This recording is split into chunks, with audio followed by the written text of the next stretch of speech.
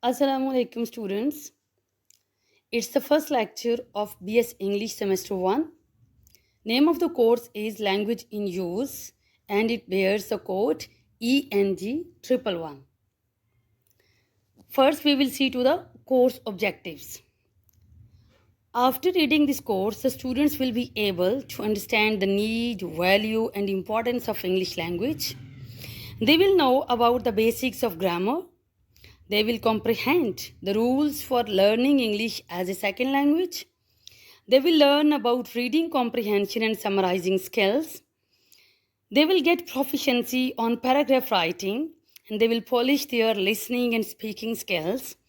And finally, they will enhance their vocabulary. Before proceeding further to the contents of course, the students must be able to know what is language. As you all know that your course is related to language. The principal method of human communication consisting of words used in a structured and conventional way and conveyed by speech, writing or gesture is called language. Any method which is related to human communication, whether it is related to spoken word, written word or any gesture, all these things are called language. Another definition is a system of communication used by a particular country or community is also called language. Third one is a system of conventional spoken, manual or written symbols by means of which human beings as members of a social group and participants in its culture express themselves is language. Last one is the system of words or signs that people use to express thoughts and feelings to each other is called language. There are different words which can be used as synonyms of language. For example, speech, writing, communication, talk, interaction, discourse, mother tongue, dialect, lingo. Students, as you know that language plays a major role in the development of society. So there must be some sort of language which is considered to be common to all countries and nations in the world. That language is called lingua franca. So what is lingua franca in its real sense? Any language that is widely used as a means of communication among speakers of other languages is called lingua franca. You may say a language that is adopted as a common language between speakers whose native languages are different. You may also say that lingua franca is known as a bridge, auxiliary language, vehicular language, or link language systematically used to make communication possible. So, any language among the nations in the whole world which is considered to be common, which is able to be understood by all the people in the world is called lingua franca. So, all of you must be able to know that English is considered to be lingua franca. Now, what are the examples of lingua franca? The main example, the most important example of lingua franca is English language. It is a current dominant language which is spoken all over the world by all the nations, by all the countries, by all the people in the world. That's why it is the major example of lingua franca. It is the one and only example of lingua franca. English is also the language of international diplomacy.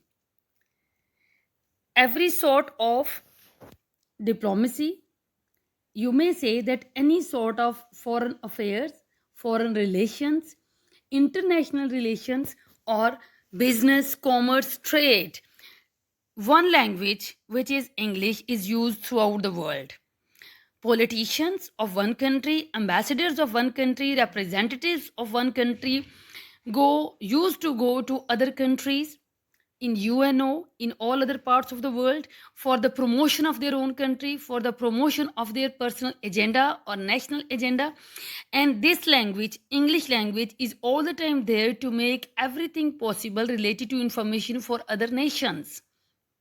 English is also the language of education, business, trade, commerce, technology, aviation. So, all these different fields related to life are impossible to be flourished, to be developed in the world if common language spoken by all the nations would not be there. And the credit goes to wholly solely to English language only, because English has got the credit to become the international language of education.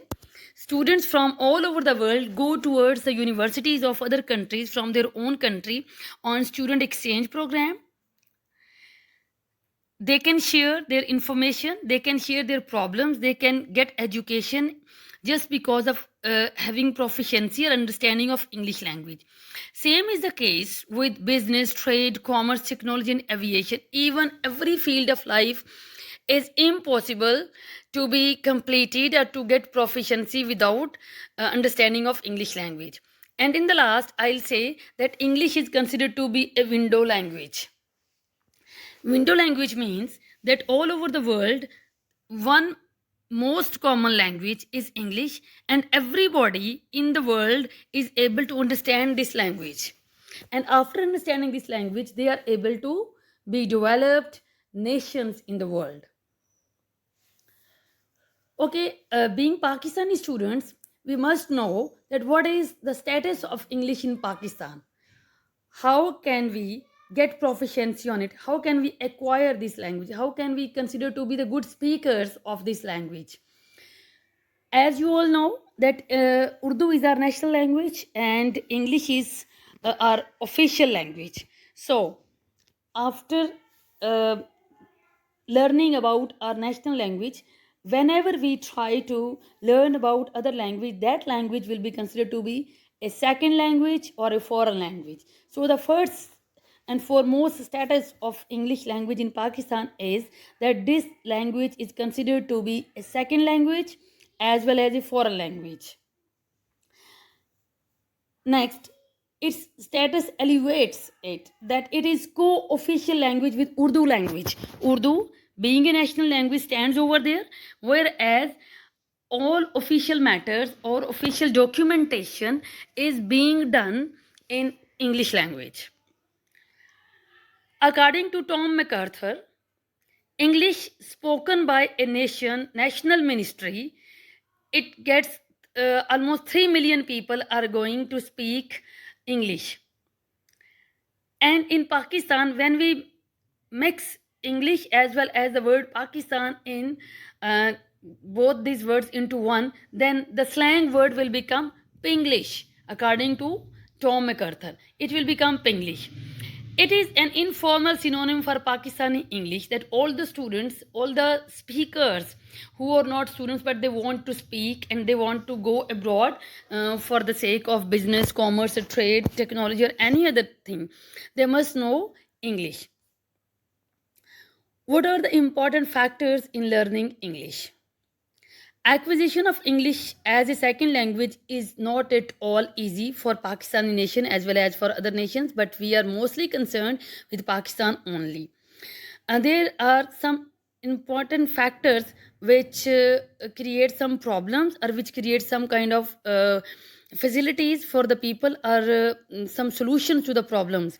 Number one is age. As Urdu is our national language, and we don't try to make our children learn to speak English.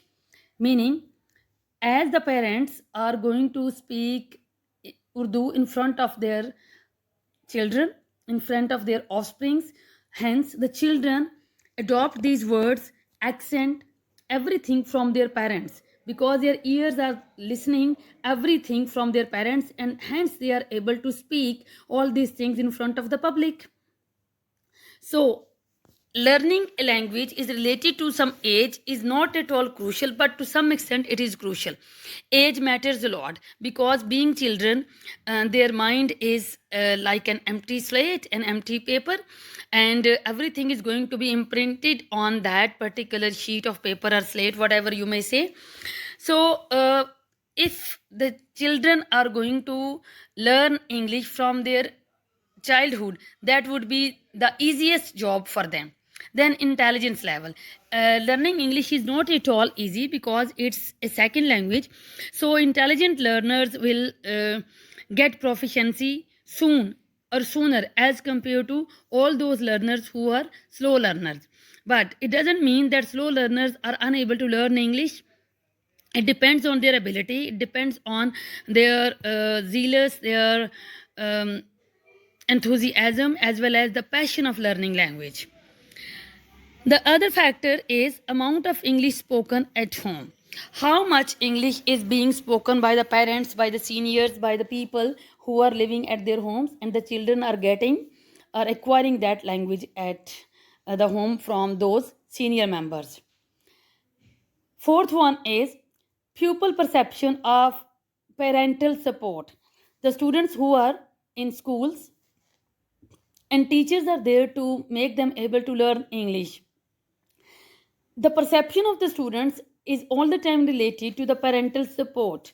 If parents are speaking English or they are making their children to revise all those things which they have learned at school related to the language, and then they will be able to become good speakers soon. And the last one is first language acquisition. First language is Urdu in Pakistan. And if the students are very much intelligent and from the early age they have started speaking Urdu, it means they will be able to learn any language. So, what sort of areas of study required in this course as well as in language learning? Number one is speaking, then listening, reading, and writing. But first of all, I will stress upon listening because listening plays the vital role in language learning. Whatever you will listen, you will be able to speak in that way. So, listening is the most crucial activity. Then, speaking, and for writing something, you are needed to read something. If you are a good reader, then you will be able to become a good writer. What are the requirements for learning English as second language? Number one is grammar, vocabulary, confidence, passions or feelings, as well as knowledge. These are the basic tools, and you will learn all these tools in this course, inshallah. There are two important steps, students, for writing English. How to write? That is related to style. कैसे लिखना है, आपका style कैसा होना चाहिए, whether it is literary, a common everyday language must be used, or a hi-fi language or a literary language or a good language must be adopted for writing something. Meaning your style must be impressive or literary or simple. It's up to your learning. It's up to your learning which you have learned already. Number 2 point is what to write. That is related to vocabulary. The things which you are going to highlight in your writing, they must be based on good and apt vocabulary. Meaning you must be versatile and you must try to adopt best suited vocabulary. Okay ji, now we are concerned here with course contents. Number 1 is basics of grammar. Number 2, paragraph writing. And then vocabulary building skills, which will be related to get words, listening and speaking skills, and then reading comprehension and summarizing skills. So what are basics of grammar?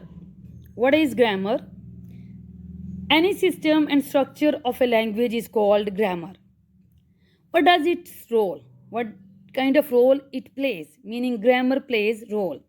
The rules of grammar help us decide the order we put forward in and which form a word to use. Meaning, every sort of help in language learning is all the time done by grammar.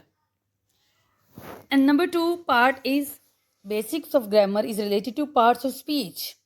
A traditional class of words distinguished according to the kind of idea denoted and the function performed in a sentence, meaning there must be some parts of speech in English language which are based on a sentence. You may say that a sentence can only be comprised on parts of speech.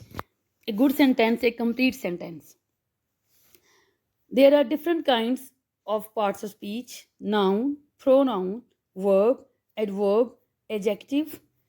You may pronounce it as adjective, preposition, conjunction, interjection, and articles. Okay, what is a noun? Noun is basically is a name of anything, place, or person. There are different kinds, basic kinds of noun: common noun, proper noun, material noun, collective noun, and abstract noun. Common noun is related to the name of common person, common place, and common thing like city, boy, um, chair. Proper noun is related to the name of proper person, proper place, and proper thing like Qaid-e-Azam, Karachi, wooden chair. Material is a noun or a name of the material through which things are made, through which things are prepared, like gold, silver, like metals, then wood, steel, iron, anything, any sort of material, plastic, mirror, glass, whatever. Collective noun. Basically, collective noun is only the name of collective things, but it is used as a singular. It will give you the meaning of plural things, but it will be used as a singular word, like family. Family is not comprised of one person only, but all the time it will carry the verb, auxiliary verb, helping verb as is. The family is happy. Battalion, group, class. Abstract noun basically is the name of feelings or passions which cannot be touched or seen. Honesty, beauty, truth, dare. Students, after basic kinds of noun, there are some further divisions of noun in grammar as well. Countable and uncountable nouns. What are countable nouns? Countable nouns can be counted easily. They are individual people, animals, places, things, or ideas which can be connected. For example, an apple, 1 kg sugar, 2 liters milk, 3 pieces suit. What are uncountable nouns? Uncountable nouns cannot be counted at all. They are not individual objectives, so they cannot be counted, like water, hair, music. Okay, countable and uncountable nouns with articles. What is the usage of countable nouns with articles as well as uncountable nouns with articles? Articles. There are three different articles in grammar: a, an, and the. A and an are indefinite articles. A is all the time used with consonants and singular nouns to show single amount or quantity of things. For example, a boat, 3 meals, 4 days, anything. And used with vowels like an umbrella. And both a and an are used to generalize things or with general things, whereas the is definite article and it is used to particularize or specify things. For example, the Daily Dawn. Dawn is the name of the newspaper. When we will say a newspaper, it will become uh, indefinite article it carries, so it will become a common noun, countable. Then we will make it a special one. by adding its name, dawn, the daily dawn, the Muslim, the Indus River, the water. All these things which will carry definite article thou with them, they will be specified things, they will become particular objects. Okay, what is the use of some, any, some or any, many or much in grammar? Some or any are used with plural or uncountable nouns. Plural and uncountable nouns can be used with their own without using some or any. For example, some or any and without some any with countable nouns. Do you know any jokes? We may make sentence like this: he cuts some jokes in class. And then further, he cuts jokes usually. So all these things can be used with or without some or any. What is the use of much or a few with plural nouns? There are many bottles. I made a few mistakes. Now, the next division is some or any, many or much with uncountable nouns. The students had some fun in class. That won't be any fun at all. We always have fun. These are the uses of some or any. Then use of much and little with countable nouns. I don't take much soft drinks. There was only a little water left in the jug.